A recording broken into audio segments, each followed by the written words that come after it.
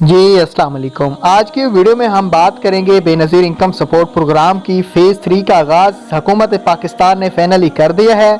Phase 3 की जो payment है वो आज काफ़ी ज़्यादा, मैं आपको स्क्रीन पे शो किए जा रहे हैं।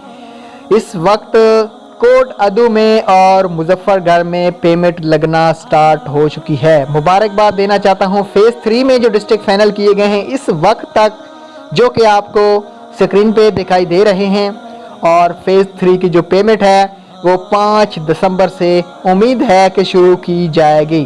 5 दिसंबर में किन पेमेंट डिस्ट्रिक्ट में शुरू की जाएगी, थोड़े से पढ़ के सुनाऊंगा, थोड़ी सी आपने स्क्रीन पे खुद नज़र रखनी है। मरी, रावलपिंडी, अटक, चकवाल, तलागंग, झेलम, इस्लामाबाद, मंडी बहावलदीन, उसके अलावा सियालकोट, सरगोदा, बखर, खुशाब, गुजरात। सिंध की भी पड़े हैं, खैबर पख्तूनख्वा पे भी पड़े हैं, नौशेरा के भी। यहाँ पे सारे डिस्ट्रिक्ट आपको स्क्रीन पे इस वक्त दिखाई दे रहे हैं।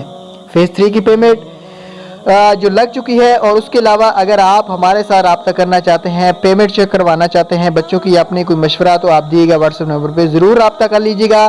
Thanks for watching. अल्लाह हाफ़िज़।